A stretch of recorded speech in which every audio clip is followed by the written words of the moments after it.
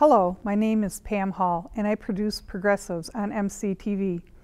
I spoke about the Green New Deal in Episode 3 of Earth News at the end of 2019 in the summer, saying that I would revisit the subject again. Since there is so much information, what the Green New Deal is about and what it isn't out there, I've decided for Episode 2 of Progressives to cover the Green New Deal based on Bernie Sanders' website for Part 2. And by its Wikipedia definition for Part 3, Episode 3 of Progressives. Bernie's website has why Green New Deal is essential for mankind and the planet, while Wikipedia has a comprehensive compilation of information with references on their website.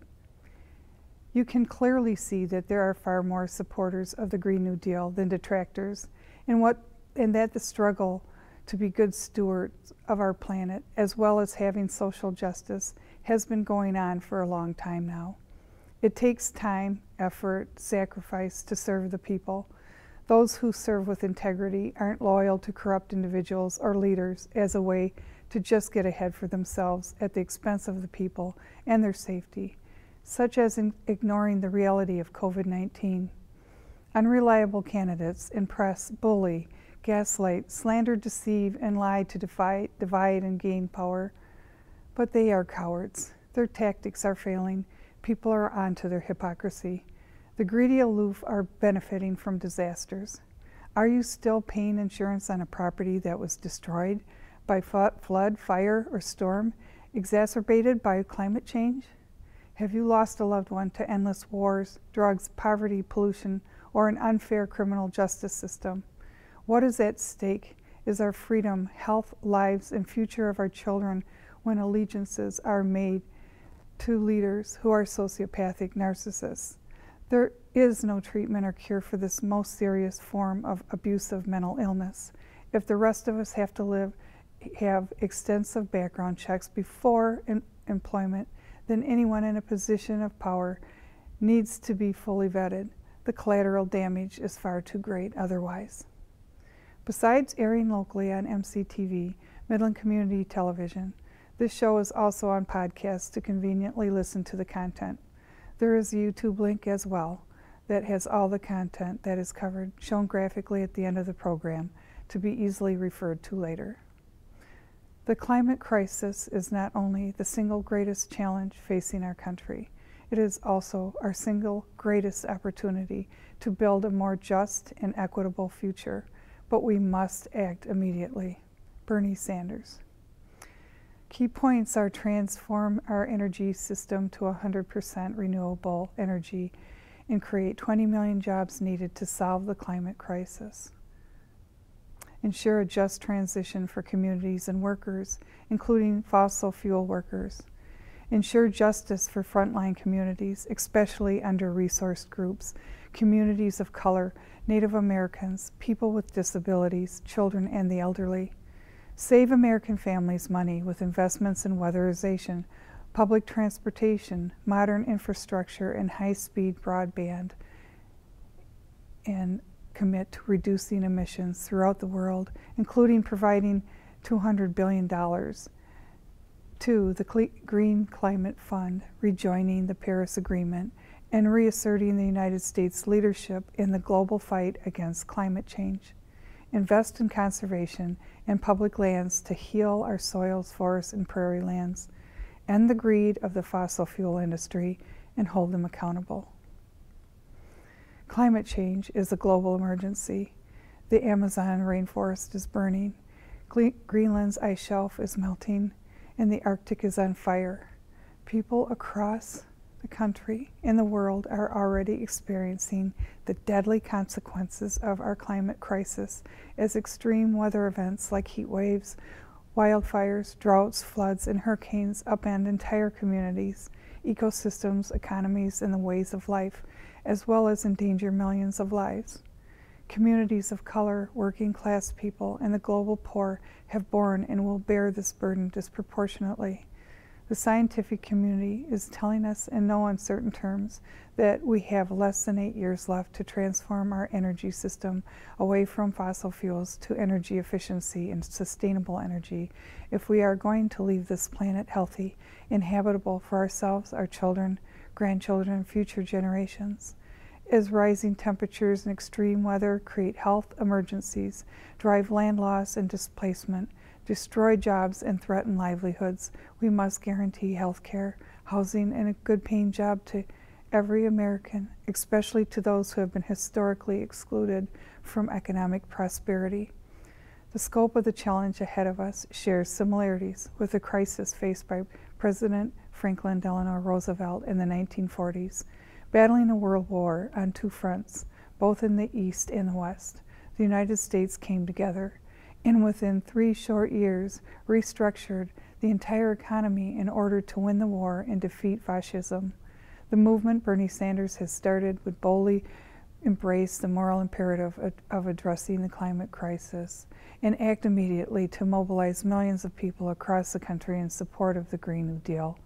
We would generate the political will necessary for a wholesale transformation of our society with support for frontline and vulnerable communities, and massive investments in sustainable energy efficiency, and a transformation of our transportation system. We need to have the courage, the vision, and the record to face down the greed of fossil fuel executives and billionaire class who stand in the way of climate action. Leaders like Bernie in our country are helping enact the Green New Deal to bring the world together to defeat the existential threat of climate change. Bernie Sanders' inspired Not Me, Us movement could avert climate catastrophe and create 20 million jobs. This would launch the decade of the Green New Deal, a 10-year nationwide mobilization centered around justice and equity, during which climate change would be factored into virtually every area of policy, from immigration to trade to foreign policy and beyond. This plan outlines some of the most significant goals we have set and steps we would take during this mobilization, including reaching 100% renewable energy for electricity and transportation by no later than 2030 and complete decarbonization of the economy by 2050 at latest, consistent with the United Nations Intergovernmental Panel on Climate Change Goals, by expanding the existing federal power marketing administrations to build new solar, wind, and geothermal energy sources, ending unemployment by creating 20 million jobs needed to solve the climate crisis. These jobs would be good-paying union jobs with strong benefits and safety standards in steel and auto manufacturing, construction, energy efficiency, retrofitting, coating, and server farms, and renewable power plants. We would also create millions of jobs in sustainable agriculture, engineering, a reimagined and expanded civilian conservation corps, and preserving our public lands. Directly invest in a historic $16.3 trillion public investment toward these efforts, in line with mobilization of resources made during the New Deal in World War II, but with an explicit choice to include Black, Indigenous, and other minority communities who were systematically excluded in the past. A just transition for workers. This plan would prioritize the fossil fuel workers who have powered our economy for more than a century and who have too often been neglected by corporations and politicians. We would guarantee 5 years of a worker's current salary, housing assistance, job training, health care, pension support, and priority job placement for any displaced worker, as well as early retirement support for those who chose it or can no longer work. Declaring climate change a national emergency. We must take action to ensure a habitable planet for ourselves, for our children, and for our grandchildren. We will do whatever it takes to defeat the threat of climate change. Saving Americans' families money by weatherizing homes and lowering energy bills, building affordable and high-quality modern public transportation, providing grants and state and trade-in programs for families and small businesses to purchase high-efficiency electric vehicles, and rebuilding our inefficient and crumbling infrastructure, including deploying universal, affordable, high-speed internet, supporting small family farms by investing in ecologically regenerative and sustainable agriculture. This plan would transform our agriculture system to fight climate change, provide sustainable local foods, and break the corporate stranglehold on farmers and ranchers. Justice for frontline communities, especially under-resourced groups, communities of color, Native Americans, people with disabilities, children, and the elderly, to recover from and prepare for the climate impacts, including through a $40 billion Climate Justice Resiliency Fund, and providing those frontline and fence-line communities a just transition, including real jobs, resilient infrastructure, economic development. Commit to reducing emissions throughout the world, including providing $200 billion to the Green Climate Fund, rejoining the Paris Agreement, and reasserting the United States leadership in the global fight against climate change, meeting and exceeding our fair share of global emissions reductions. The United States has, for over a century, spewed carbon pollution emissions into the atmosphere in order to gain economic standing in the world. Therefore, we have an outsized obligation to help less industrialized nations meet their targets while improving quality of life. We would reduce domestic emissions by at least 71% by 2030 and reduce emissions among less industrialized nations by 36% by 2030, total equivalent of reducing our domestic emissions by 161%. Making massive investments in research and development, we would invest in public research to drastically reduce the cost of energy storage, electric vehicles, and make our plastic more sustainable through advanced chemistry. Expanding the climate justice movement, we would do this by coming together in a truly inclusive movement that prioritizes young people, workers, indigenous peoples, communities of color, and other historically marginalized groups to take on the fossil fuel industry and other polluters to push this over the finish line and lead the globe in solving the climate crisis. Investing in conservation and public lands to heal our soils, forests, and prairie lands, we would reauthorize and expand the Civilian Conservation Corps and fully fund the Land and Water Conservation Fund to provide good-paying jobs, building green infrastructure. This plan would pay for itself over 15 years. Experts have scored the plan and its economic effects.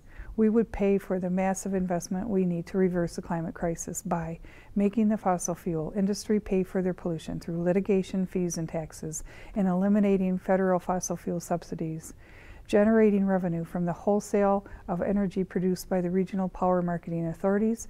Revenues would be collected from 2023 to 2035, and after 2035, electricity would be virtually free, aside from operations and maintenance costs. Scaling back military spending on maintaining global oil dependence, collecting new income tax revenue from the 20 million new jobs created by the plan, reduce need for federal and state safety net spending due to the creation of millions of good-paying unionized jobs, making the wealthy and large corporations pay their fair share. The cost of inaction is unacceptable. Economists estimate that if we do not take action, we will lose $34.5 trillion in economic activity by the end of the century, and the benefits are enormous. By taking bold and decisive action, we would save $2.9 trillion over 10 years, $21 trillion over 30 years, and $70.4 trillion over 80 years. We cannot accomplish any of these goals without taking on the fossil fuel billionaires whose greed lies at the very heart of the climate crisis. These executives have spent hundreds of millions of dollars protecting their profits at the expense of our future, and they will do whatever it takes to squeeze every last penny out of the earth. Bernie Sanders-inspired movement would go further than any other politician in history to end the fossil fuel industry's greed, including by making the industry pay for its pollution and prosecuting it for the damage it has caused. And more importantly, we must build an unprecedented grassroots movement that is powerful enough to take them on and win. Young people, advocates, tribes, cities, and states all over this country have already begun this important work, and we will continue to follow their lead. Transform our energy system to 100% renewable energy and create 20 million jobs. There is no reason the United States, the wealthiest country in the history of the world, cannot transform our energy system away from fossil fuels to 100% renewable energy, like wind, solar, and geothermal. We have more than enough capacity to produce ample, reliable, affordable electricity from sustainable resources.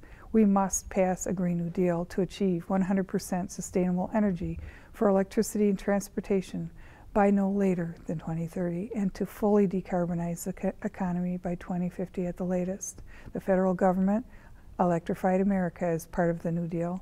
The United States of America put people on the moon 50 years ago. We can sure as heck transform our energy system away from fossil fuels to 100% renewables today and create millions of jobs in the process. We need to act immediately to address our climate crisis. Together, we would reduce U.S. carbon and pollution emissions by 71% and emissions among less industrialized countries by 36% from 2017 levels by 2030, consistent with meeting our fair share of emissions reductions under the United Nations Intergovernmental Panel on Climate Change's recommendations. These emission reductions represent the equivalent of reducing U.S. emissions by 161%. This effort can be enforced by Interagency Council led by Environmental Protection Agency. Our movement would transform energy system away from fossil fuels to 100% energy efficiency and sustainable energy by 2030 at the latest. The New Deal provided inexpensive electricity to America through efforts like the Rural Electrification Administration and the Federal Power Marketing Administrations. If the federal government was able to electrify America under FDR without computers or without any of the modern technologies we have available to us today, think of what we can do today. Municipal and cooperative electric utilities still provide some of the least expensive electricity in the country today.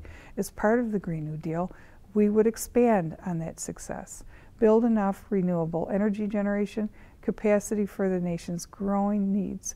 Currently, 4 federal power marketing administrations, PMAs, and the Tennessee Valley Authority generate and transmit power to distribution utilities in 33 states. We would create one more PMA to cover the remaining states and territories and expand the existing PMAs to build more than enough wind, solar, energy storage, and geothermal power plants. We would spend $1.52 trillion on renewable energy and $852 billion to build energy storage capacity. Together with an EPA federal renewable energy standard, this would fully drive out non-sustainable generation sources. Find and agreed in our energy system. The renewable energy generated by the Green New Deal would be publicly owned, managed by the Federal Power Marketing Administrations, the Bureau of Reclamation, and the Tennessee Valley Authority, and sold to distribution utilities with a preference for public power districts, municipality and cooperatively owned utilities with democratic public ownership, and other existing utilities that demonstrate a commitment to the public interest. The Department of Energy would provide technical assistance to states and municipalities that would like to establish publicly owned distribution utilities or community choice aggregation programs in their communities. Electricity would be sold at current rates to keep the cost of electricity stable during this transition. Build a modern smart grid. A smart grid means a resilient, secure, and intelligent electric grid system that is capable of managing high amounts of renewable energy, charging vehicles quickly, and maximizing efficiency. We would spend $526 billion on a modern, high-volt, underground, renewable, and direct current smart electric transmission and distribution grid. This would ensure our transition to 100% sustainable energy is smooth and safe. We would weatherize homes and businesses to perform energy efficiency upgrades to make buildings more energy efficient and lower energy bills. We would provide $2.18 trillion for sliding scale grants for low and moderate income families and small businesses to invest in weatherizing and retrofitting their homes and businesses. Low and moderate income families and small businesses would be able to fully electrify heating and replace other current uses of fossil fuels in buildings through federal funding. We must fully end all fossil fuel use in buildings by 2030. Deep weatherization retrofits would reduce residential energy consumption by 30%. Because our mobile home stock is leaky and often very old, We plan to replace all mobile homes with zero-energy modular homes. As we move forward with energy efficiency efforts, we would prioritize the oldest, leakiest, and least energy-efficient homes and the homes of seniors, people with disabilities, and low-income families first. A federal mandate through the Department of Energy would ensure that new and existing commercial buildings and wealthy homeowners meet our energy retrofit goals. Electrify homes and businesses. One of the best ways to ensure that everyone is comfortable in their homes on the hottest days of summer and the coldest days of winter is to bring all non-electric uses of energy onto the electric grid. For example, so many of our homes still use dirty oil, propane, and fracked natural gas for heating and cooling. We plan to provide $964 billion for sliding scale grants for low and moderate income families and small businesses to invest in cheaper electricity for these needs. A federal mandate through the Department of Energy would ensure that all new construction, existing big business, commercial buildings, and wealthy homeowners meet our electrification goals. Phase out the use of non-sustainable sources. This plan would stop the building of new nuclear power plants and find a real solution to our existing nuclear waste problem. It would also enact a moratorium on nuclear power plant license renewals in the United States to protect surrounding communities. We know that the toxic waste byproducts of nuclear plants are not worth the risks of the technology's benefit, especially in light of the lessons learned from the Fukushima meltdown and the Chernobyl disaster. To get to our goal of 100% sustainable energy, we would not rely on any false solutions like nuclear geoengineering, carbon capture and sequestration, or trash incinerators. Regulate all dangerous greenhouse gases.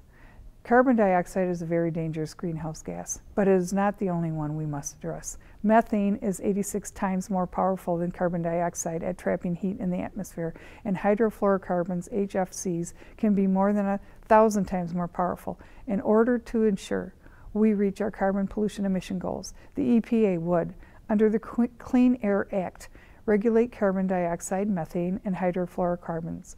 By aggressively enforcing our laws, we would end the injustice of 100,000 Americans dying every year from air pollution. Declare a climate emergency. There is a climate emergency which demands a massive scale mobilization to halt, reverse, and address its consequences and causes. We would declare a national emergency on climate change and take immediate large-scale action to reverse its effects. This is an existential threat, and we would do whatever it takes to confront it. We can and must transform our transportation sector away from fossil fuels to create a sustainable future for all in good-paying union jobs right here in America. Transportation currently accounts for 29% of domestic emissions. We would create domestic energy alternatives to power our cars and trucks and move our transportation sector beyond oil by running our cars and trucks on renewable energy sources. We would build affordable, reliable, quick, and efficient public transportation and high-speed passenger and cargo rail, and we would create millions of good-paying unionized jobs building the automotive fleet of the future. We would invest in nationwide electric vehicle charging infrastructure to increase access to these resources for all. Just as we built an interstate highway system in the 1950s and 60s, we would move beyond oil toward an electric car. Concerns of cost and whether there would be access to charging stations have prevented many people from being able to choose this low-carbon option. We would change that and fully transform our energy sector away from fossil fuels, ensuring no one is priced out of this transition. Fully electrify and decarbonize our transportation sector, we would create a federal grant and zero-emission vehicle program to create 100% renewable transportation sector. Zero-emission vehicle programs are already having success all across the country. In order to transition 100% electric vehicles powered with renewable energy instead of expensive fossil fuels, we would institute grants to purchase a new EV, provide $2.09 trillion in grants to low and moderate income families and small businesses to trade in their fossil fuel dependent vehicles for new electric vehicles. Currently, purchasers of electric vehicles are wealthier than buyers of conventional cars. We would make sure working families share the benefits of this transition and no one is left behind. Vehicle Trade-in Program. Provide $681 billion for low and moderate income families and small businesses for a trade-in program to get old cars off the road. Families with a conventional car would be able to access an additional incentive for trading in an American-made electric vehicle. The Obama administration conducted a successful trade-in program that helped accelerate the transition to more efficient cars. We would expand on the program and make it stronger by requiring even higher efficiency and make it available to only cars manufactured in the U.S. Electric vehicle charging infrastructure. In order to ensure that no one is ever stranded without the ability to charge their vehicle, we would spend $85.6 billion building a national electric vehicle charging infrastructure network, similar to gas stations and rest stops we have today. We would also ensure that new EV stations are open access and interoperable between all payment systems. Under our plan, drivers would no longer need to worry about where to charge their car or if they could pay for it. School and transit buses. Provide $407 billion in grants for states to help school districts and transit agencies replace all school and transit buses with electric buses. The EPA classifies diesel exhaust as probable human carcinogen, and this exhaust contains over 40 different chemicals and air pollutants that are classified as hazardous air pollutants under the Clean Air Act. Children on school buses are exposed to concentrations of these substances that can be 5 to 15 times higher than the background levels, negatively impacting their health and performance in school. Once older buses are replaced with clean electric buses, school districts would save in fuel and maintenance costs over the cycle of the bus. Replace all shipping trucks.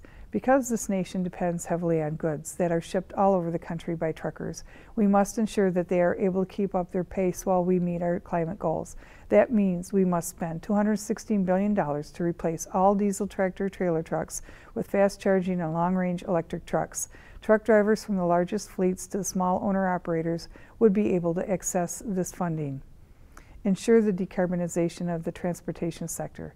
The Environmental Protection Agency and the Department of Transportation would assist in decarbonizing the personal and commercial vehicles through regulation, enforcement, and technical assistance. Under Bernie's, not me, us, progressive movement, this is an example of what my Pam Hall nonprofit Policies for the People supports. Conversely, President Trump weakened clean air mandates on auto manufacturing, which some manufacturers opposed. Our administration would work with schools, transit agencies, cities, states, and private companies to establish standards for auto manufacturing to be 100% sustainable by 2030. Build public transit that is affordable, accessible, fast, and resilient. With $300 billion investment, we would increase public transit ridership 65% by 2030. We would ensure that reliable, affordable public transit is accessible for seniors, people with disabilities, and rural communities. In addition to expanding transit service to communities, we would provide transit-oriented development to link this service to popular destinations and vital community services. For too long, government policy has encouraged long car commutes, congestion, and dangerous emissions. The Green New Deal would reverse these trends and create more livable, connected, and vibrant communities. Build regional high-speed rail. Many other developed nations have advanced high-speed rail systems. A $607 billion investment in a regional high-speed rail system would complete the vision of the Obama administration to develop high-speed intercity rail in the United States. This new system will give travelers a meaningful, affordable alternative to plane or car travel between major cities. The reason high-speed rail has not worked in the United States is because we have not built the political mobilization needed to demand the funding needed to complete this vision. Together, we the people are creating the movement needed to develop high-speed rail. Retrofit dangerous fossil fuel infrastructure. In 2013, 800,000 gallons of crude oil was spilled into railroad accidents. In 2014, an average of one oil train derailed every 5 days. The Federal Railroad Administration would adopt new rules requiring companies to retrofit the coal and oil bomb trains to prevent explosions, derailments, and spills. We would take similar action to protect communities' well pads, substations, compressor stations, and pipelines, as we would remove fossil fuels to better protect communities that never asked to be cited in their footprint. research and development. Our scientists and engineers know how to solve our climate crisis. Despite massive federal subsidies for fossil fuels, renewable energies have improved in cost and efficiency year after year and now rival or surpass conventional energies in cost effectiveness. What we lack is a long-term federal commitment to our scientists and engineers in the sustainable energy sector to accelerate innovation in both energy production and storage. Our country developed the internet, light bulbs, and GPS. We developed a cure for polio. With Bernie Sanders-inspired administration, we would spur the development of technologies and innovations we need to tackle the climate crisis. This new progressive leadership would dramatically decrease the cost of energy storage. The Obama administration successfully decreased the cost of installed solar by 90% through a Department of Energy program called Sunshot. There are similar energy storage programs at DOE and some of our national labs that aim to decrease the cost of solutions like batteries. We would similarly decrease the cost of energy storage and meet daily and long-term reliability needs.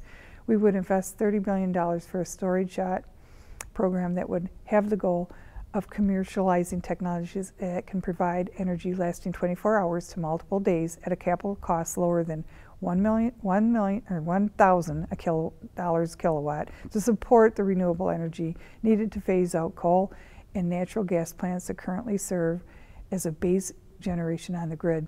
The program would also aim to decrease the cost of daily cycling storage resources by at least a factor of 3 in order to reliably and affordably replace all coal and natural gas plants that serve as a backup on the grid. Additionally, in order to ensure an affordable and complete transition away from fossil fuels in the transportation sector, we would also spend $100 billion to decrease the cost of a new electric vehicle to most $18,000. Invest in decarbonizing the shipping and aviation industries as soon as possible. The science is clear that the entire global economy must decarbonize by 2050, at latest, if we are at hope to stave off the worst impacts of climate change. We must be extremely careful to ensure to do this. We must make sure that domestic manufacturing clean economy industries thrive. The federal government must identify and commercialize technologies to ensure the globe is able to fully decarbonize as soon as possible, but by no later than 2050 to meet the goals in the IPCC report. We would fund a $50 billion effort to research technologies to fully decarbonize industry and a $150 billion effort to fully decarbonize aviation and maritime shipping and transportation. Establish nationwide materials recycling program. During World War II, Americans recycled metal and other materials that went toward making the planes, ships, and equipments necessary to fight and win the war. We must do the same to win the fight against climate change. To prevent an outsized impact on the environment from harvesting raw materials, we must build the wind turbines, solar panels, new cars, and batteries we need with as many recycled materials as possible. We would establish a take-back program to require large corporations that produce goods with the materials needed for this clean energy transition to take those goods back from consumers who no longer want them, to establish a nationwide materials recycling program so that we can use as many recycled materials as possible to build the renewable energy equipment needed to transform our energy system. We would also invest in research for less resource-intensive methods and alternatives to plastic from fossil fuels, rapidly moving away from petrochemical plastics production. Reassert U.S. leadership in research and engineering by marshaling resources across the federal government and institutions of higher education, including the National Academy of Engineering and National Science Foundation. The U.S. has an obligation and an economic opportunity to be a leader in developing and deploying the clean technology solutions that would solve climate change. Research and development and the challenges of the cost of storage in electric vehicles and of decarbonizing industry, aviation, and shipping could put the U.S. back in a position of leadership around the world. Use of power in international leadership. The Paris Climate Agreement, which was signed by 175 parties, brought the world together in saying that the climate change is real, it is caused by human activity, and that we all have a responsibility for taking action to solve it. The agreement was not perfect, however. Even if every nation met the agreement, it would still allow 3 degrees Celsius of warming, which would destroy island nations and the people least responsible for the climate crisis. The UN Intergovernmental Panel on Climate Change report issued a dire warning to the world. We have no time left to come together as a global force and aggressively reduce our carbon pollution emissions. It also made a strong case for limiting warming at or below 1.5 degrees Celsius if we hope to continue to have a habitable planet. Progressives provide strong, inclusive American leadership to not only transform our own energy system, but to reach out to countries all over the world and to cooperate in a global crisis of climate change. We must recognize that people from every country in the world, Russia, India, China, Japan, Brazil, are all in this together. Instead of accepting that the world's countries will spend $1.8 trillion annually on weapons of destruction, we would convene global leaders to redirect our priorities to confront our shared enemy, climate change. Together, we would lead the international community to keep global warming at or below 1.5 degrees Celsius. We would not only reduce U.S. carbon pollution emissions by 71%, we would support less industrialized nations in the global south, excluding China, to help them reduce emissions by 36% from 2017 levels by 2030, consistent with meeting our fair share of emission reductions under the United Nations Intergovernmental Panel on Climate Change's recommendations. Lead the world in fighting climate change by investing in reducing emissions throughout the world. Bernie knows the importance of American responsibility and leadership on climate change. Bernie takes that role seriously and brings a commitment to the rest of the world on behalf of the American people through his movement to promote peace and aggressively reduce our emissions in an effort to get the international community to agree to limit global emissions to keep us at or below 1.5 degrees Celsius warming. This would ensure the U.S. remains in a position of technological leadership and make us competitive on all sustainable energy technology to achieve our global goal of decarbonization by 2050. Invest in the Green Climate Fund. Despite major shortcomings of the Paris Climate Agreement, one primary reason why the globe was able to come together to sign the Paris Climate Agreement was that major developed nations like the United States finally recognize that they have an outsized role in the creation of a climate crisis and an outsized obligation to less industrialized nations to help them achieve the same kind of carbon pollution emission reductions while improving the quality of life in those countries. In order to help countries of the global south with climate adaptation efforts, the U.S. would invest $200 billion in the Green Climate Fund for the equitable transfer of renewable technologies, climate adaptation, and assistance in adopting sustainable energies. U.S. leadership could ensure that the developing world secures reliable energy, electricity, reduces poverty and pollution-related fatalities, creates greater net employment, and improves living standards, all while reducing greenhouse gas emissions. Bring together the leaders of the major industrialized nations with the goal of using the trillions of dollars our nations spend on misguided wars and weapons of mass destruction to instead work together internationally to combat our climate crisis and take on the fossil fuel industry. The Pentagon is the largest institutional emitter of greenhouse gases in the world. The United States spends $81 billion annually to protect oil supplies and transport routes. We are uniquely positioned to lead the planet in a wholesale shift away from militarism. Rejoin the Paris Climate Agreement and enforce aggressive climate reduction goals. What President Trump did by withdrawing from the Paris Climate Agreement is an international disgrace. While the Paris Agreement was an important milestone towards solving climate change, even optimistic outcomes from this agreement would not put the world on the path needed to avoid the most catastrophic results of climate change.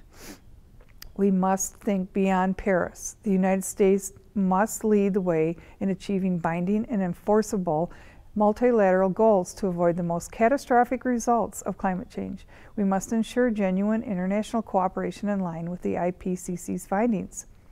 Renegotiate disastrous trade deals to protect the environment. Not only have agreements like NAFTA and permanent normal trade relations with China outsourced millions of American jobs, they have allowed corporations to outsource their pollution. Trade deals have been written in secret by billion-dollar companies to give polluters special handouts and protections, as well as the right to sue governments that pursue stronger environmental protections. Under a progressive administration, this would end. Trade deals would be renegotiated to ensure strong and binding climate standards, labor rights, and human rights with swift enforcement, and overseas fossil fuel financing. The federal government currently supports investments in fossil fuels through the World Bank, the International Monetary Fund, OPIC, OPEC, the Export-Import Bank, and other multilateral institutions. These international investments are inconsistent with the goal to curb the global climate crisis, and it must end. Our progressive administration would lead these international financial institutions in advancing the equitable adoption of sustainable energy across the planet. Invest in resilience and justice. The Green New Deal would help keep carbon pollution emissions low enough to stave off the worst impacts of climate change that we know are coming. However, scientists tell us that it is already too late to prevent all climate change impacts, as we have already begun to experience. That means that we must prepare for climate impacts like sea level rise, more frequent and severe weather, wildfires, spreading disease, heat waves, floods, and droughts. We know that children, people with disabilities, the elderly, low-income families, and communities of color are most affected by these impacts and are also the least capable of preparing for and recovering from impacts like these. We must ensure that the most vulnerable communities are provided with the resources they need to adequately prepare.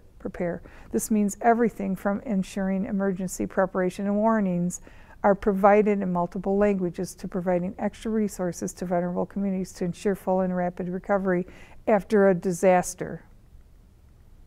Our progressive movement goals: create a climate justice resiliency fund. The CJRF would ensure our infrastructure and communities are protected from the unavoidable impacts of climate change. Once the CJRF is established and funded at $40 billion, the EPA, together with a number of other agencies, would conduct a nationwide survey to identify areas with high climate impact vulnerabilities and other socioeconomic factors, public health challenges, and environmental hazards. Each community would then be eligible for funding in order of the most vulnerable to the least vulnerable. The Interagency Council would issue block grants to states, territories, tribes, municipalities, counties, localities, and nonprofit community organizations. The funds would be able to be used for climate resiliency projects, building emergency community centers and shelters with reliable backup power, wetland restoration, abandoned fossil fuel infrastructure, and other environmental hazard reclamation, seawalls, community relocation, community evacuation plans, and resources for safe and complete evacuation.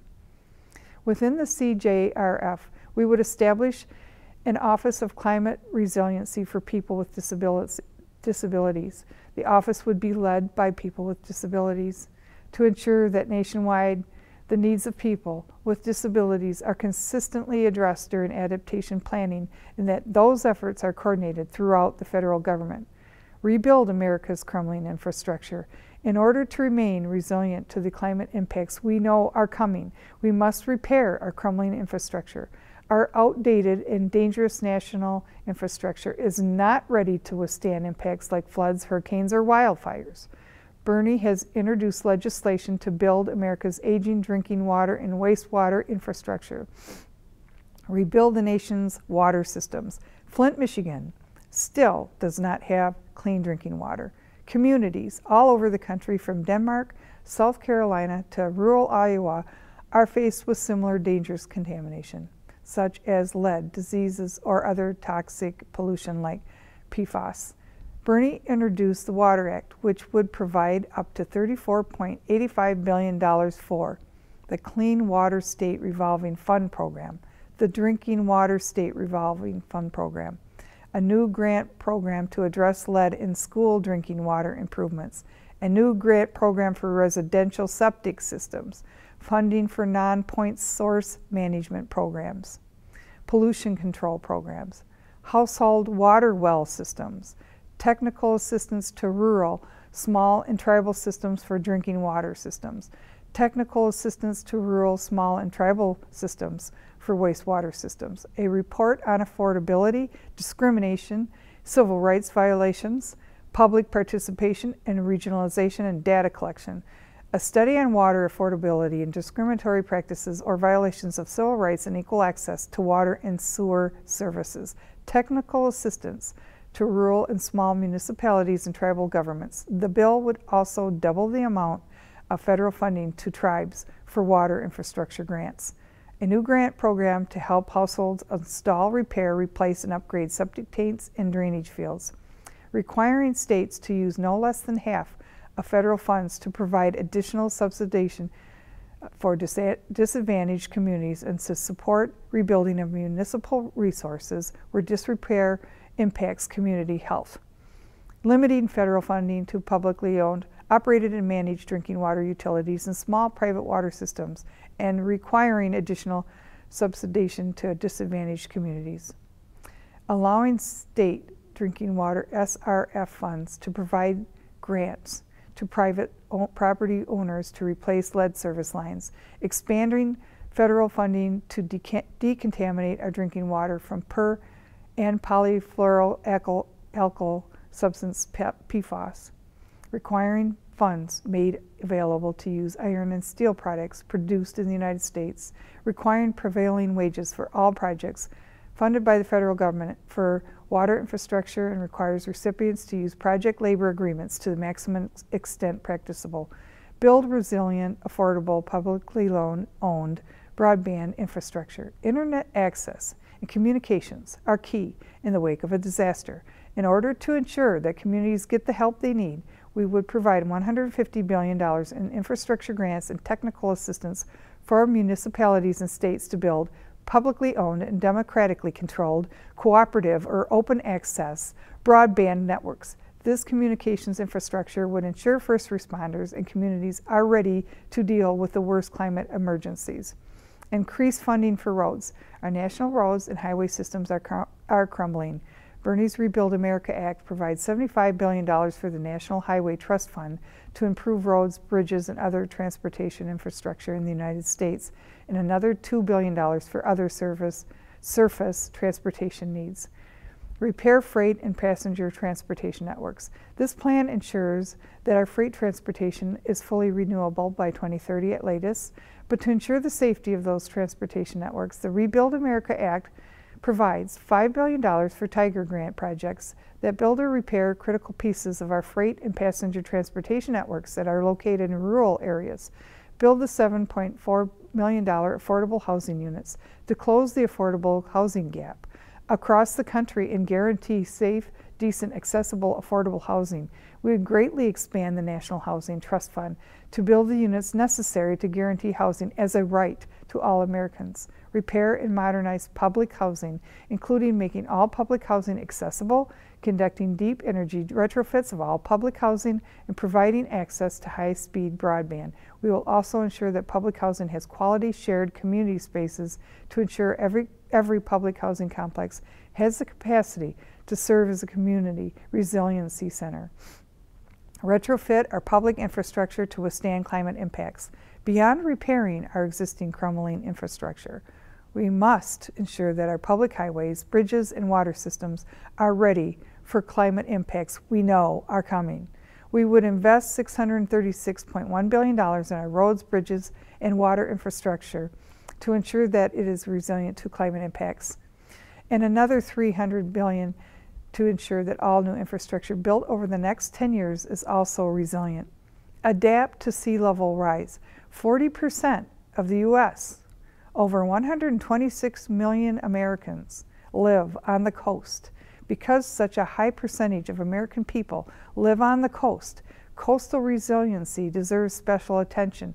We would provide coastal communities with $162 billion in funding to adapt to sea level rise.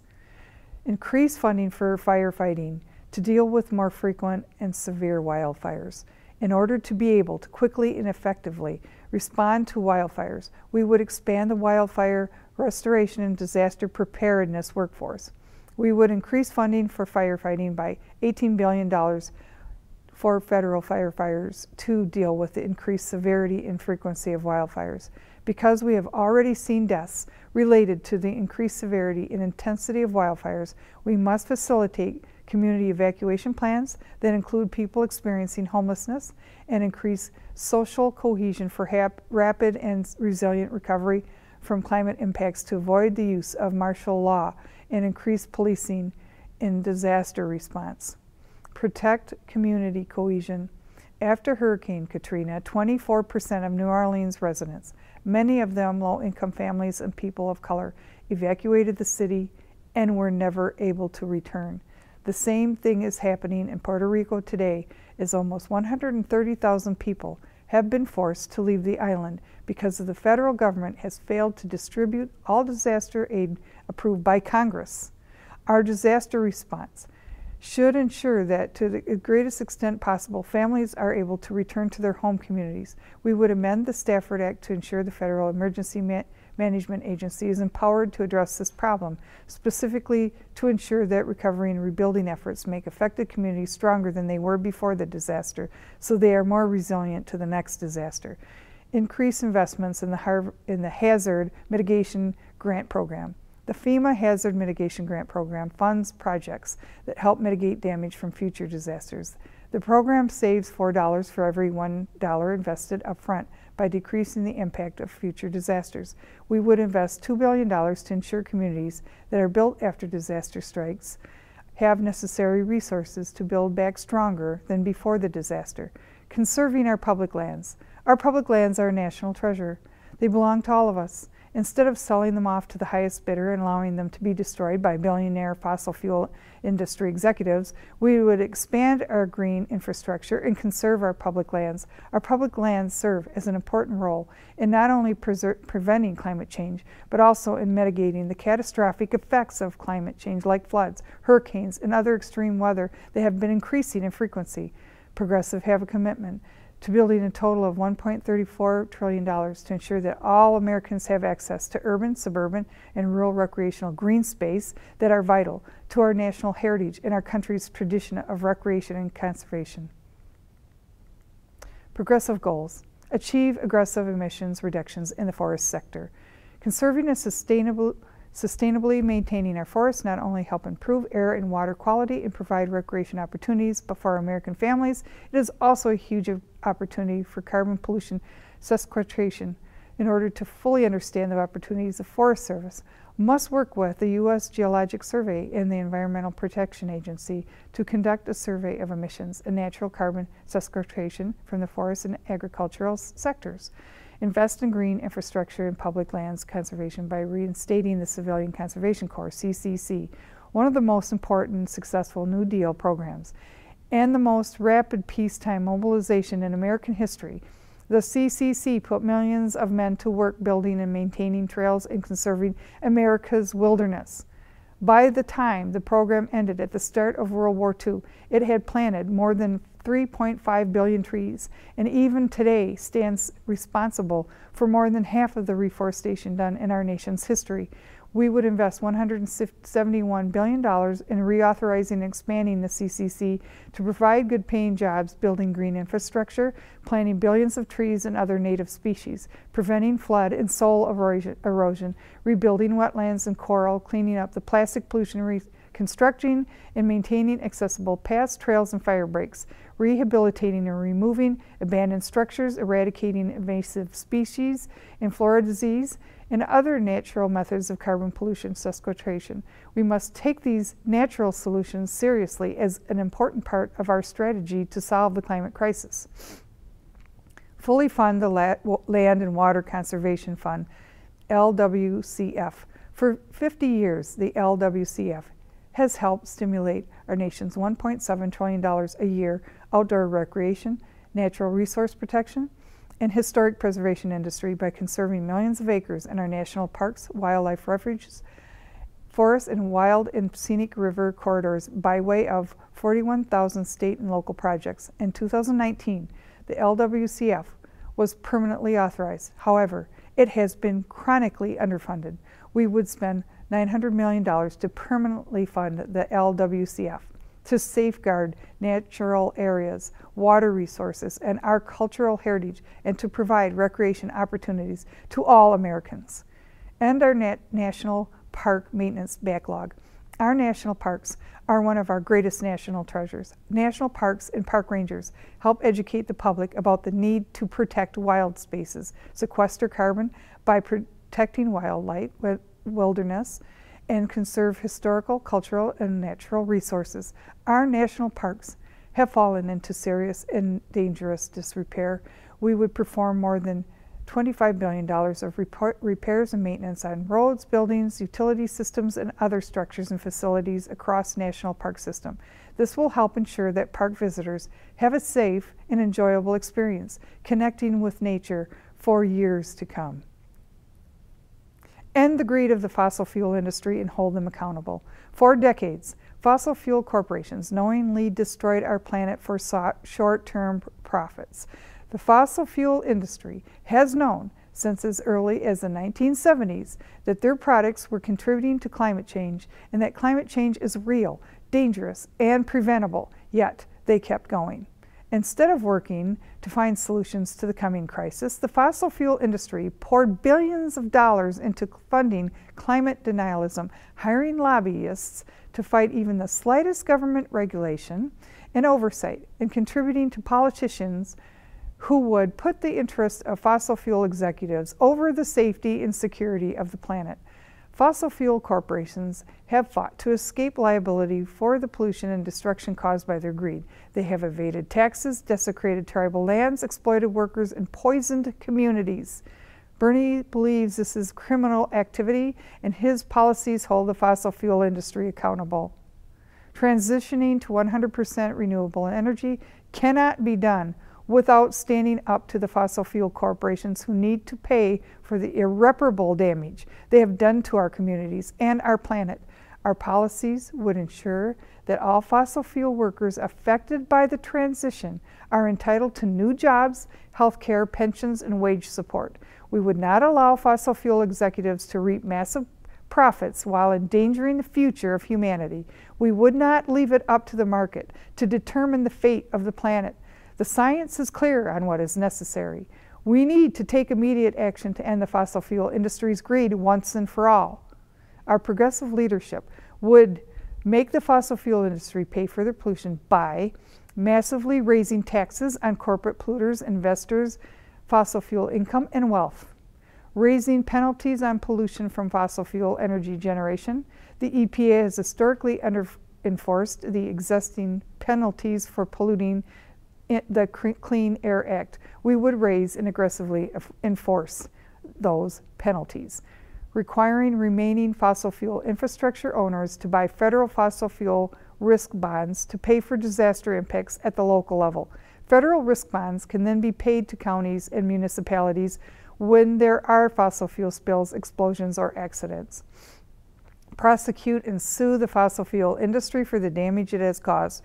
When it was revealed in 2015 that the fossil fuel industry knew their actions were contributing to climate change decades ago, Bernie sent a letter to the then Attorney General Loretta Lynch asking her to open a federal investigation to find out whether the industry violated the law.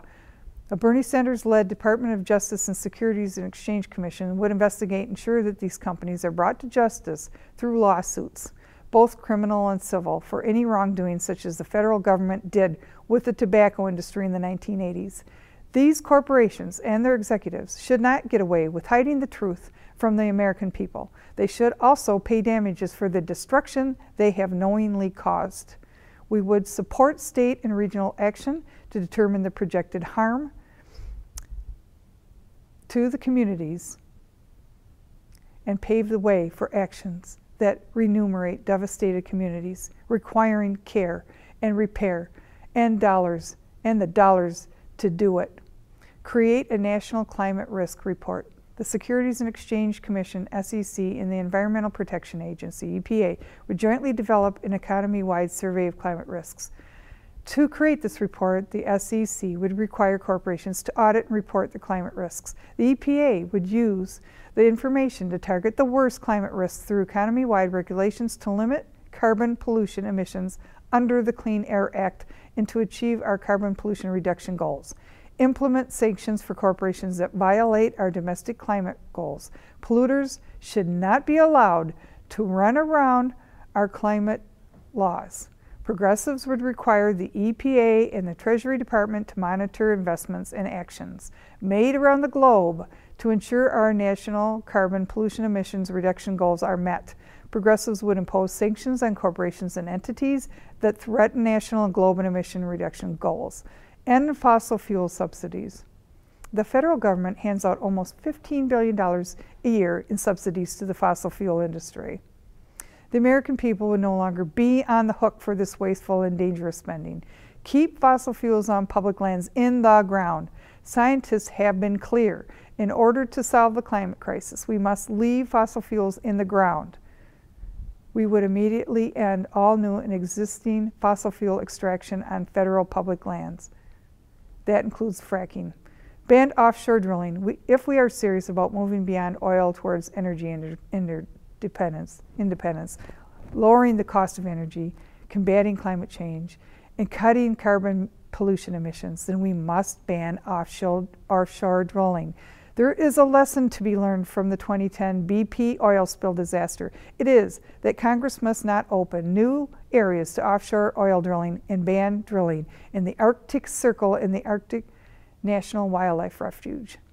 End all new federal fossil fuel infrastructure permits. We would ensure fossil fuels stay in the ground by stopping the permitting and building of new fossil fuel extraction, transportation, and refining infrastructure. We would repeal Trump's executive orders 13867 and 13868, which fast-tracked construction of the Keystone XL and Dakota Access pipelines and revoke all federal permits for those projects.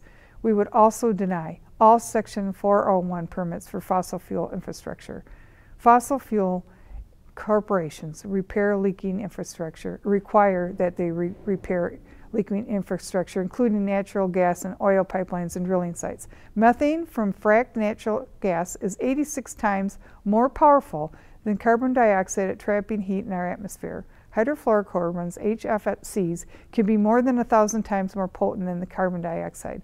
Methane leaked by the oil and gas industry each year is roughly equivalent to the amount of carbon pollution emitted each year by the U.S. coal industry. The Trump administration repealed important regulations that were based on Colorado's regulation of leaking fracked natural gas pipeline and wellhead leaks. Those regulations must be reestablished and strengthened to ensure there are no more oil and fracked natural gas leaks. Clean up old and abandoned fossil fuel infrastructure. There are thousands of abandoned fossil fuel sites all over the country.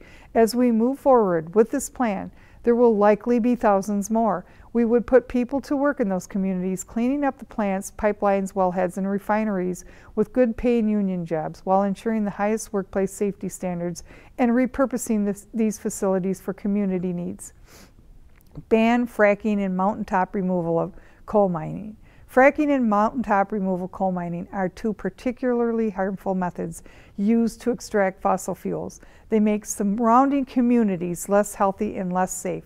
They must be immediately banned. Ban imports and exports of fossil fuels. Congress's decision in 2015 to lift the ban on exporting fossil fuels was a mistake. We must no longer export any fossil fuels. Our coal and natural gas are contributing to increased emissions abroad. We would also end the importation of fossil fuels to end incentives for extraction around the world. We could meet our energy needs and ensure energy security and independence without these imports. Divest federal pensions from fossil fuels.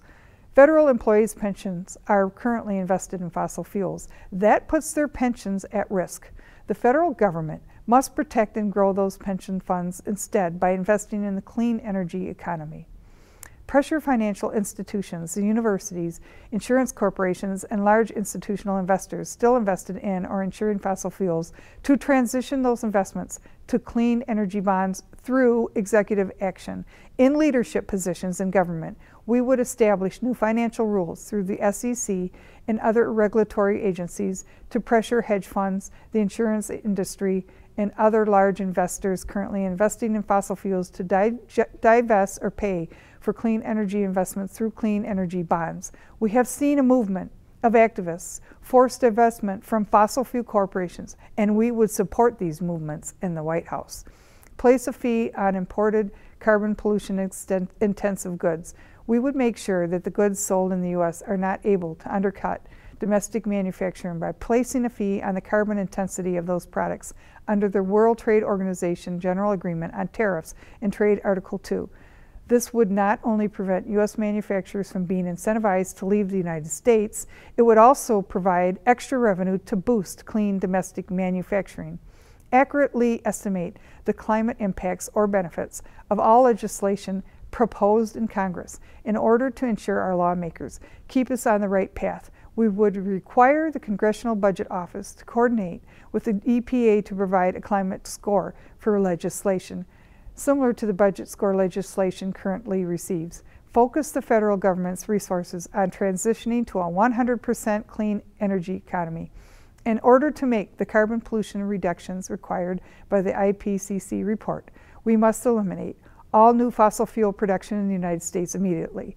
This would require reorganizing the Department of Energy, Department of Interior, Bureau of Land Management, Bureau of Safety and Environmental Enforcement, Bureau of Ocean Energy Management, Energy Information Administration, Federal Energy Regulatory Commission, and Federal Emergency Management Agency to prepare for the clean energy economy and climate impacts to eliminate or transition resources and offices historically used to facilitate fossil fuel extraction, transportation, refining, and use. Instead, these agencies would lead a centralized task force to phase out fossil fuels by expediting research, development, deployment, and technical support for polluting industries to ensure a smooth transition for the workers and communities who have historically relied on fossil fuel production. This task force would be responsible not only for phasing out fossil fuel production on public lands and waters, but would support the end of fossil fuel production on private property as well.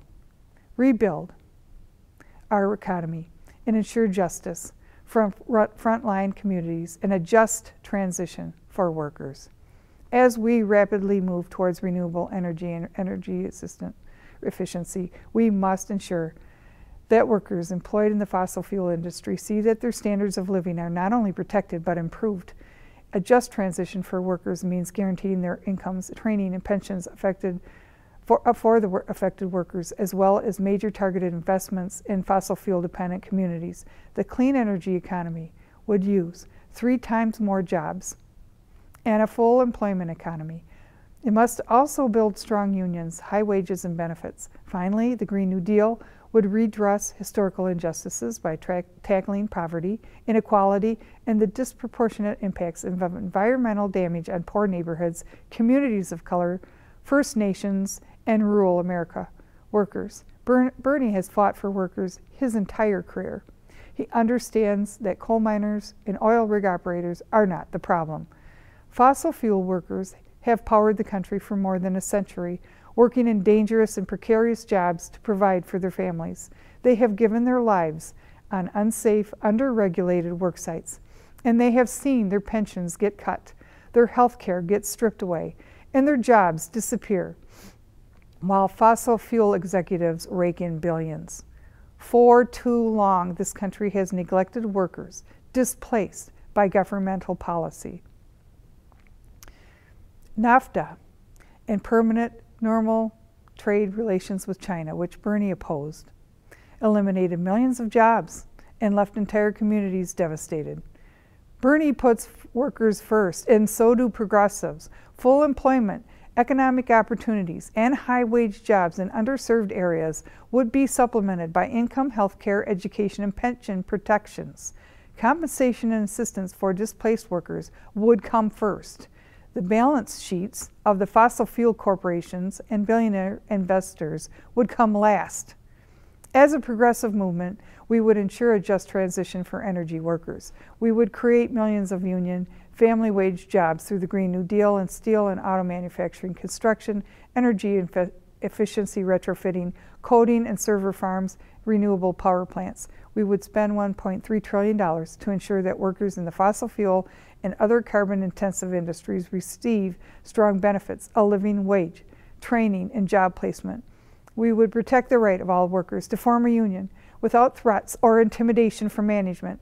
The benefits include up to 5 years of a wage guarantee, job placement assistance, relocation assistance, health care, and a pension based on their previous salary. If workers would like to receive training for a different career, they would receive either a 4-year college education or vocational training with living expenses provided. They would also be eligible for health care through Medicare for All. We would fully fund tenant-based housing choice vouchers to ensure housing assistance to provide safe and affordable housing. If a worker is ready to retire, they may opt for pension support and access to health care through Medicare for All. Currently, the Black Lung Disability Trust Fund and multi-employer minors' pensions are paid for by coal companies. We would protect minors' pensions and provide $15 billion for the Black Lung Disability Fund to ensure it remains solvent as we transition away from coal. Require strong labor standards. All funding that flows from this plan should have the best labor standards attached. That means that all projects completed with funding from the Green New Deal would have fair family-sustaining wages, local hiring preferences, project labor and community agreements, including buying and clean American construction materials and paying workers a living wage to the greatest extent possible. We would improve worker and fence line community safety standards at manufacturing and industrial plants. Additionally, we would ensure that workers remain safe on the job by providing $100 million in funding for the Department of Labor, Susan Harwood training for high-risk industrial workers. Provide employers with tax incentives to incentivize hiring transitioning employees, and in order to ensure that workers who are displaced by this plan are able to find meaningful employment, we would provide the Work Opportunity Tax Credit to employers who hire them.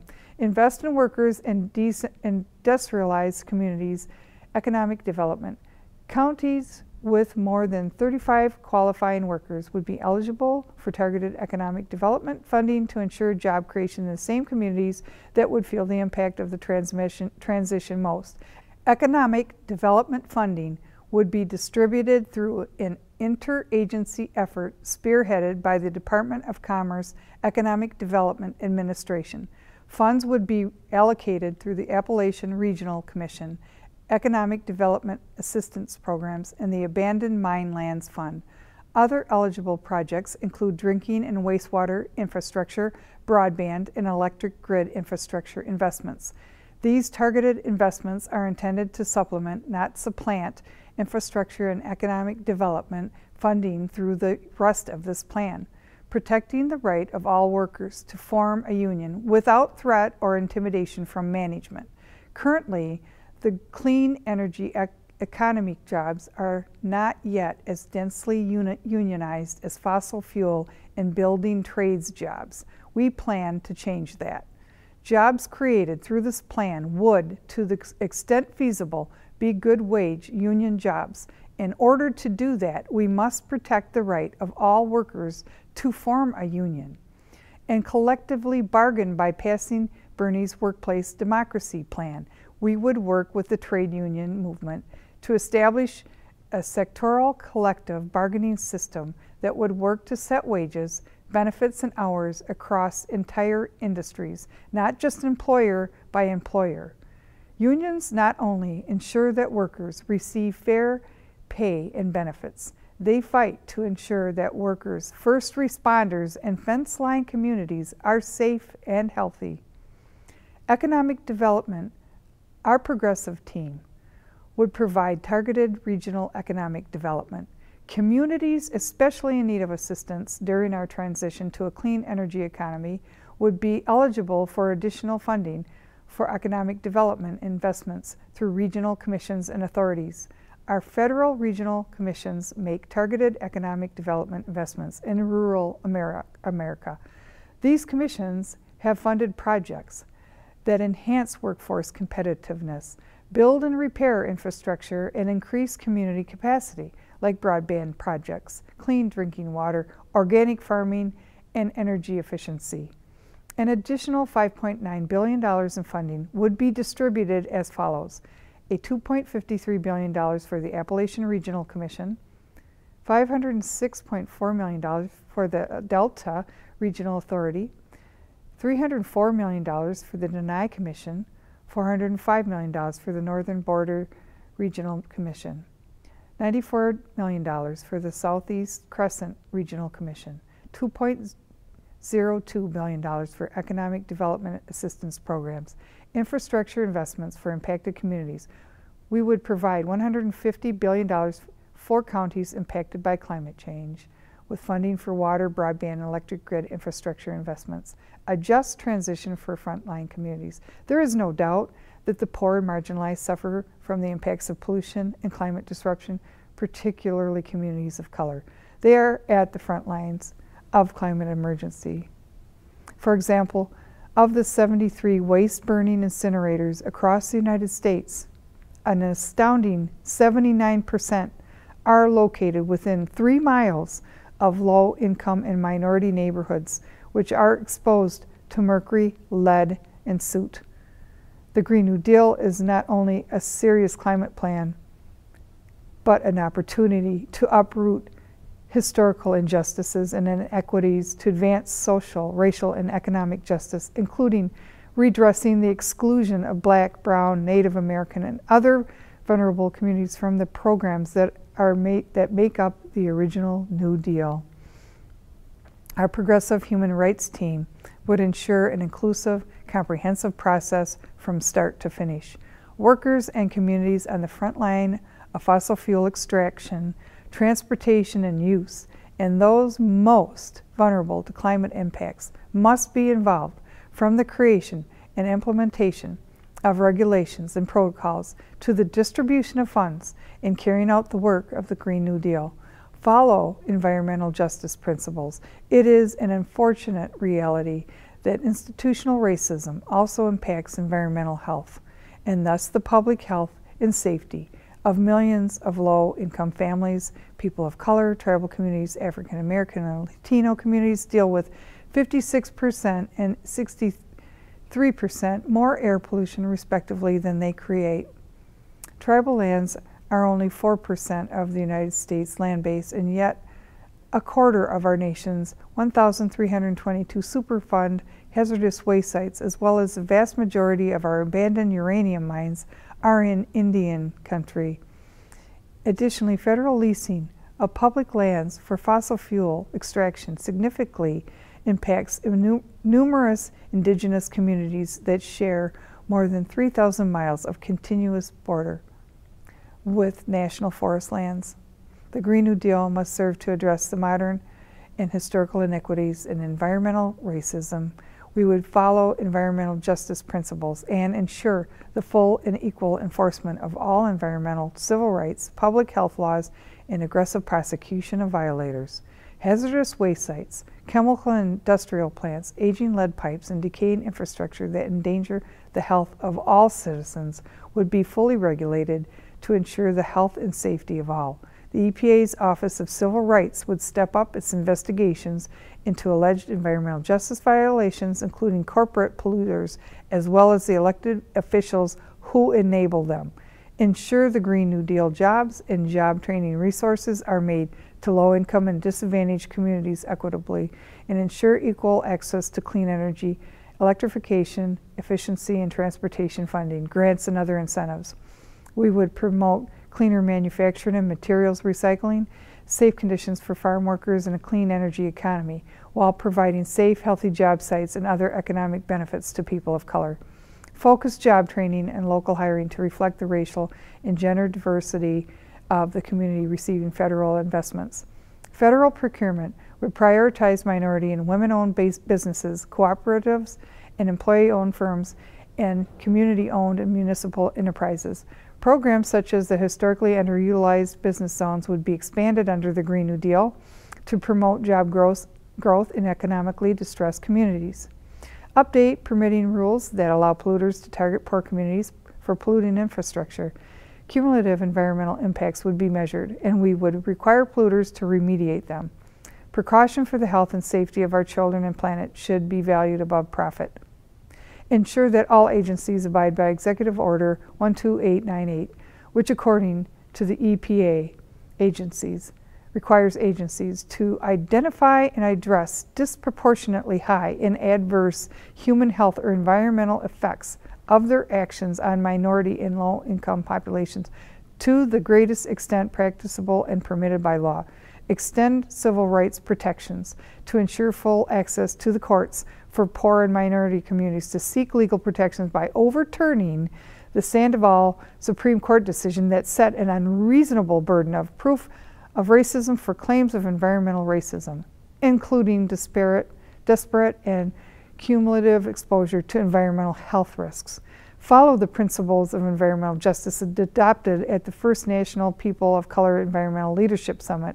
The goals and outcomes of the Green New Deal should continue to be developed under the new GMES principles for democratic organizing, with strong and consistent consultations with the communities most affected by the currently unequal enforcement of environmental laws.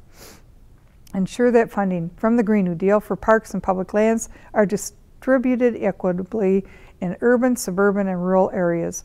Superfund hazardous waste sites should be fully remediated instead of simply covered up to make urban parks. Fully survey and track pollution in vulnerable communities. The EPA EnviroScreen needs to be enhanced to provide comprehensive information about cumulative environmental impacts. States will be required to report progress made on the environmental justice every 5 years. Traditionally, underrepresented communities will receive significant public education, technical assistance, and outreach as part of agency rulemakings and public commenting processes to elicit participation. Promote urban sustainability initiatives to improve the environmental and social conditions of low-income neighborhoods and communities of color without rendering those neighborhoods inaccessible for future residents of limited economic means. Ensure the creation and implementation of the Green New Deal is accessible to people with disabilities and non-English speakers. All publications would be in multiple languages, including Braille, and meetings will have language interpreters, including sign language, as appropriate. Create equitable hiring standards. We would ensure that all funding that stems from the Green New Deal plan follows standards and guidelines to ensure the jobs created by investing in infrastructure are jobs available first to displaced workers, veterans, formerly incarcerated people, people with disabilities, and people from vulnerable communities. Impacted communities, including tribes, would receive dedicated grant funding. Funding that flows from this plan would prioritize, to the greatest extent possible, communities on the front line of fossil fuel extraction, transportation, and use to those most vulnerable to climate impacts. Funding would be prioritized for low-income communities, communities of color, people with varied abilities, tribes, rural communities, and community-based organizations and community development funds. Each agency involved with carrying out the Green New Deal would be required to coordinate in an interagency process to ensure local communities are involved in carrying out this plan. The first 2 years of this plan would be spent very aggressively laying down a social safety net to ensure that no one is left behind. Because this plan is so comprehensive, ensuring we must solve the climate crisis, we must prioritize establishing a social safety net in the first years of the implementation of this plan. Energy assistance. While we do not expect energy prices to spike because the federal government is going to weatherize homes, electrify heating, and keep energy prices stable, we still want it to ensure that families are protected during the transition. We would expand the Low-Income Home Energy Assistance Program, LIHEAP, by $25 billion to help low-income families pay their heating and cooling bills.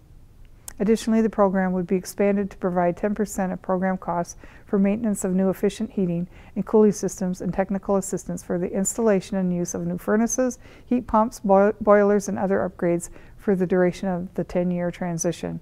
Ensure a hunger-free transition. Because the cost of energy and food are so intertwined, we would provide $215.8 billion for free universal school meals, including breakfast, lunch, and snacks. We would expand the Supplemental Nutrition Assistance Plan, SNAP, by $311 billion to increase the benefits from the Thrifty Plan, which provides inadequate benefits to the more generous low-cost food plan, and include those with incomes up to 200% of the federal poverty line. remove punitive work requirements, remove barriers for college students to access SNAP, and ensure people are not denied benefits due to past interaction with the criminal justice system. We would also expand the SNAP program and benefits to the people of Puerto Rico, Northern Mariana Islands, and American Samoa, so they are on par with the benefits in the continental United States. Ensure tribes and Native American people benefit from this plan. The federal government would abide by treaties and respect tribal sovereignty while upholding the trust responsibility in every step of this plan. Tribes would be eligible for all funding available through this plan. Tribes would be able to request technical assistance from agencies carrying out the Green New Deal to equip them with the resources needed to co-manage resources and review federal government actions through the consultation and consent process. We would abide by the United Nations Declaration on the Rights of Indigenous Peoples and ensure the free, prior, and informed consent by Indigenous peoples. Invest in environmental justice-centered community economic development. We would repair, dismantle, and convert fossil fuel infrastructure on our federal public lands. We must not only clean up existing blighted sites, but as we transition away from fossil fuels, we must ensure no infrastructure is abandoned in a way that would create health or safety dangers for the surrounding community. We would spend $100 billion on fossil fuel well and mine cleanup. We would clean up brownfield and Superfund sites. We'd repair thousands of contaminated sites. We would invest $238 billion to clean up Superfund sites and $150 billion to clean up and revitalize brownfields and other areas and communities that have been polluted by the fossil fuel, chemical, and mining industries. Empowering farmers, foresters, and ranchers to address climate change and protect ecosystems. Our current food system accounts for 25% of all greenhouse gas emissions. Not only could we drastically reduce on-farm emissions, farmers have the potential to actually sequester 10% of all human-caused emissions in the soil. Agriculture, forestry, and fishing are the industries most vulnerable to climate change. We need to incentivize farming systems that help farmers both mitigate climate change and build resilience to its impacts. Agriculture has a huge potential to sequester carbon. We need to employ farms of all sizes and production models to transition to ecologically regenerative practices to combat climate change. According to research at the Riddell Institute, agriculture could sequester 37 gigatons of carbon annually worldwide. Sadly, just 10% of farmers receive 75% of agriculture subsidies in the U.S., and those subsidies don't prioritize carbon sequestration or soil health. We need to start by supporting all farmers and not just a wealthy few, and incentivizing conservation and not overproduction. Our movement would incentivize farmers to develop ecologically regenerative farming systems that sharply reduce emissions, sequester carbon, heal our soils, forests, and prairie lands, help farms of all sizes transition to ecologically regenerative agricultural practices that rebuild rural communities, protect the environment, and strengthen the environment with an investment of $410 billion. This assistance will focus on both sequestering carbon and increasing resiliency in the face of extreme weather events. Funds would be used to offset the cost of enterprise-level changes and barriers to transition, including design, technical assistance, purchasing equipment, installing infrastructure, site remediation, contract termination, and repaying farm debt. We would set aside $41 billion to help large, concentrated animal feeding operations that have a large environmental impact and transition to ecologically regenerative practices. We would set aside $41 billion for socially disadvantaged and beginning farmers who have been historically underserved by USDA programs. Pay farmers to keep carbon in the soil. We would pay farmers $160 billion to soil health improvements they make and for the carbon they sequester, which both mitigates climate change and helps farmers adapt to it. Research and development. We would invest $1.48 billion in research to develop new region-appropriate farming techniques and seeds in order to respond to climate change and heal the environment. We would need to invest in non-chemical intensive practices and seed varieties that are tailored to each region's climate and soil. Fund farmland conservation. We would spend $24.85 billion to bolster existing programs like the Conservation Stewardship Program, the Agriculture Conservation Easement Program, and the Regional Conservation Partnership Program that help farmers make conservation improvements on their farms. These programs have demonstrated gains in environmental quality. Transition to organic farming. We would spend $500 million to help farmers that are enrolled in the Conservation Reserve Program, CRP, transition their land to new organic farmers. As CRP contracts end, we will help connect these farmers with new organic farmers who want to continue rigorous conservation practices on working landscape. Renewable energy on the farm. Farmers should be able to grow and harvest renewable energy.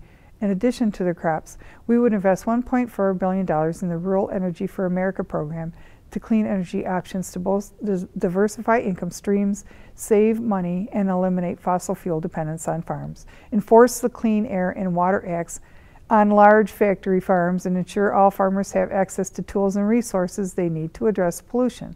According to the EPA Inspector General, the EPA has spent more than 10 years and $15 million failing to develop a reliable method for measuring whether factory farms are complying with the Clean Air Act and other regulations of dangerous air pollution. Industrial animal feeding operations and millions of pounds of untreated waste they create are a major source of air pollution and a driver of climate change. We would end this weak oversight of factory farms and ensure every farmer has the resources to address all forms of pollution. Ensure all rural residents, including farmers and farm workers, have the right to protect their families and properties from chemical and biological pollution, including pesticide and herbicide drift. Farm practices should not infringe on the ability of other farmers and neighbors to carry out the normal activities of farming and rural lifestyles. We would give rural residents legal recourse to sue farmers who pollute their property. Invest in family farms and rural communities, not corporate ownership. Break up big agribusinesses that have a stranglehold on farmers and rural communities.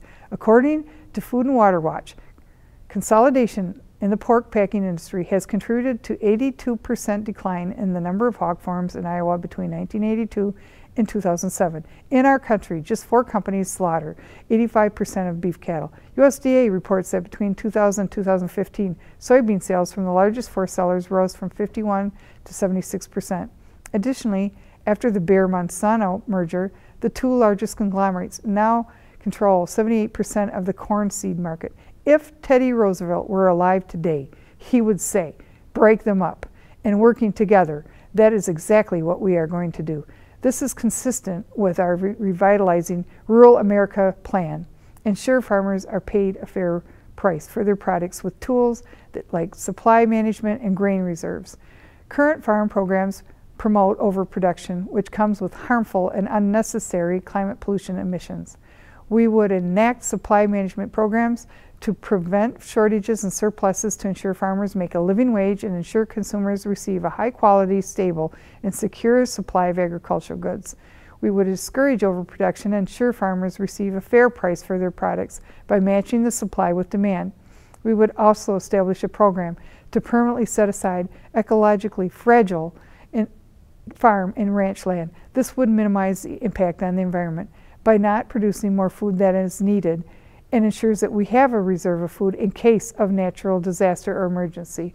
We would also realign our trade policies to ensure farmers maintain access to markets. Reestablish National Grain and Feed Reserve to help alleviate the need for government subsidies and ensure we have a food supply in case of extreme weather events.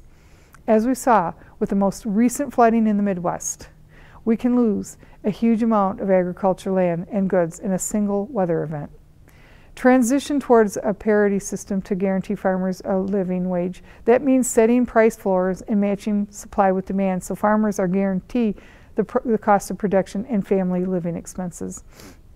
Reestablish and strengthen the Grain Inspection, Packers, and Stockyards Administration. Lobbyists and the Trump administration have gutted GIPSA and blocked rules helping farmers.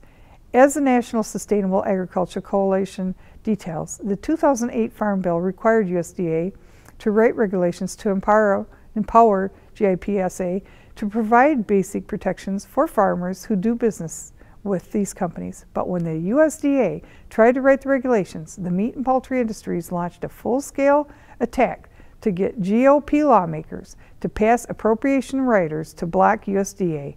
from finalizing those farmers' protections. Working together, we would restore the agency that enforces antitrust laws in the meatpacking industry, an agency that Trump eliminated. Ensure farmers have the right to repair their own equipment. In rural America today, farmers can't even repair their own tractors or other equipment because of the greed of companies like John Deere. As noted in Wired magazine, farmers can't change the engine settings, can't retrofit old equipment with new features, and can't modify their tractors to meet environmental standards on their own without going through an authorized repair agent. With progressives entering every level of government, including the White House, we would pass a national right to repair law that gives every farmer in America full rights over the machinery they buy. Reform patent laws to prevent predatory lawsuits from massive agribusinesses like Bayer Monsanto. We cannot continue to allow Monsanto to control 80% of the U.S. corn and more than 90% of U.S. soybean seed patents, a situation that has only gotten worse after the Trump administration approved Monsanto's disastrous merger with Bayer. We are going to reform our patent laws to protect farmers in predatory patent lawsuits from companies like Monsanto. Reform the agriculture subsidy system so more money goes to small and medium-sized farms. We cannot continue to allow the top 10% of farms to receive 77% of all government subsidies, with much of this money going to absentee farm owners who live in big cities renting out their land. With a supply management system, we would be able to decrease the overall amount we spend on subsidies. However, when subsidies are necessary, we would distribute them more equitably. Strengthen organic standards. Currently, massive farms are able to claim organic status without meeting all of the requirements, forcing smaller producers out of the market. We would address this by starting with implementing 2 rules to require dairy production to be on pasture and require poultry to have outdoor access. Invest in historically underserved communities to grow the numbers of farmers of color. In 2017, 95% of all farmers accounted for were white, with black farmers reporting ownership declining at 10 times the rate it did for white farmers. That is in addition to black farmers losing 80% of their land between 1910 and 2007, in no small part due to systematic discrimination. Today, only 5% of black farmers reporting earning over $50,000 compared to 15% of white farmers. Additionally, 52% of American women farmers said they felt gender discrimination. We would eradicate discrimination in agricultural land and opportunities.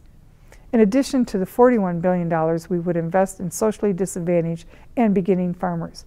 Help beginning and socially disadvantaged farmers get fair access to land and resources by providing $50 million for a disadvantaged and beginning farm state coordinating program.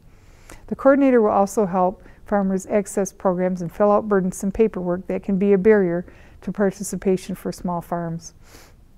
Provide oral translation assistance in all USDA, FDA, and DOJ offices for non-English speakers. Farmers across the U.S. are prevented from accessing government resources because of language and literacy barriers. We would require the USDA, the Food and Drug Administration, and the Department of Justice to provide translation assistance needed to help all farmers, regardless of their primary language. Invest $1.12 billion in tribal land access and extension programs.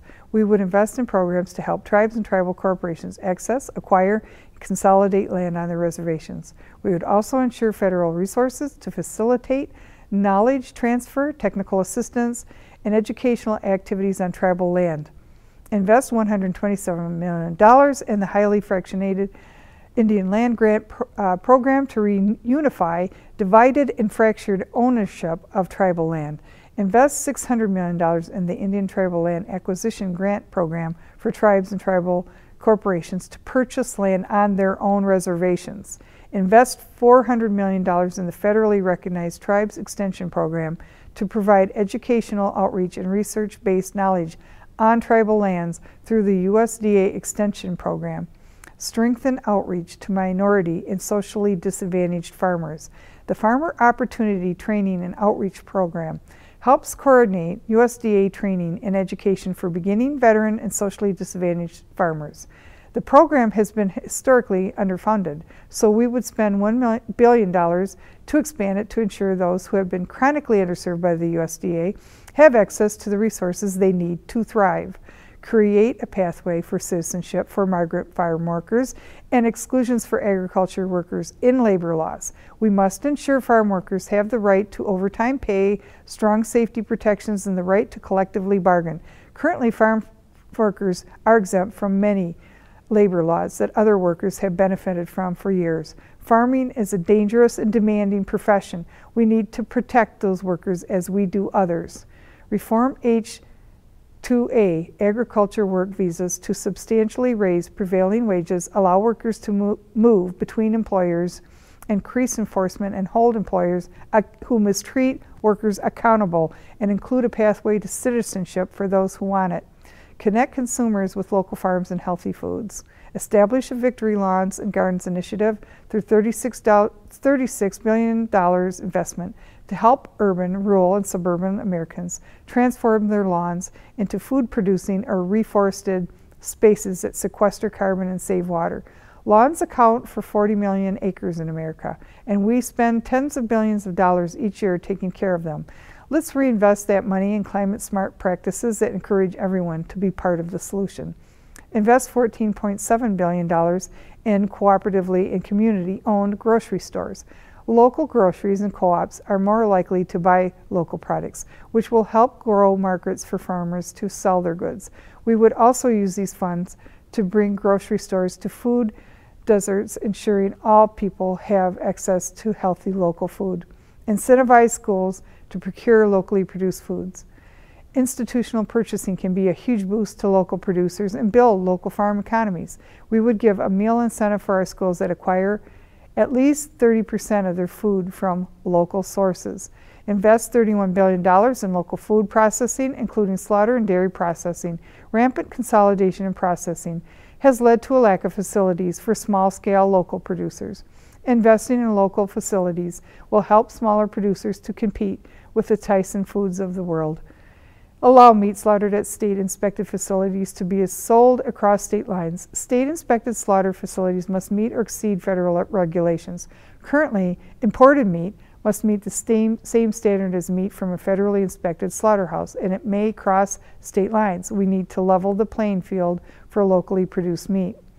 Bolster existing programs that help farmers produce their product on farms with a $263 million investment. There are already some programs that support on-farm processing and farmers markets. We must continue to support these efforts as we expand opportunities. Help states develop food recovery and composting programs with a $160 million investment to solve hunger. If food waste were its own country, it would be the third largest emitter of greenhouse gases after the US and China. Meanwhile, 40 million people in this country are food insecure. We need to give states the resources they need to reduce food waste and hunger in their communities. Enforce country of origin labeling. Unfair trade practices has let foreign countries overturn our country of origin labeling laws, even though 90% of the American people support country of origin labeling. We must respect the will of the people and allow them to know where their food is coming from. Incentivize community ownership of farmland. One of the barriers to being able to choose a career in ecologically regenerative farming is the cost of acquiring farmland. We want communities to be able to join together to own farmland and to help people grow our local ecologically regenerative produced food and help solve the climate crisis and provide government assistance to do so. We support a robust future for rural America that will be essential to addressing the climate crisis. This is consistent with our Revitalizing Rural America plan. As you can see, these policies are sorely needed to help restore our American economy and build the middle class. During these last few months, we have seen Bernie drop out of the presidential race for 2020, but the movement continues to grow and possibly is the salvation for the future of our planet. Bernie's website continues to be active because people are still implementing the policies described therein. The movement has inspired many to join or start their own organizations. such as my recently formed nonprofit Policies for the People. We are launching our own website as well as being broadcast on MCTV's podcasts and YouTube videos, Earth News and Progressives. Thank you for tuning in to be educated and learn more about this important and timely subject. I hope it clears up any confusion on the intentions of this beautiful, peaceful grassroots movement, the largest ever seen in the history of the world.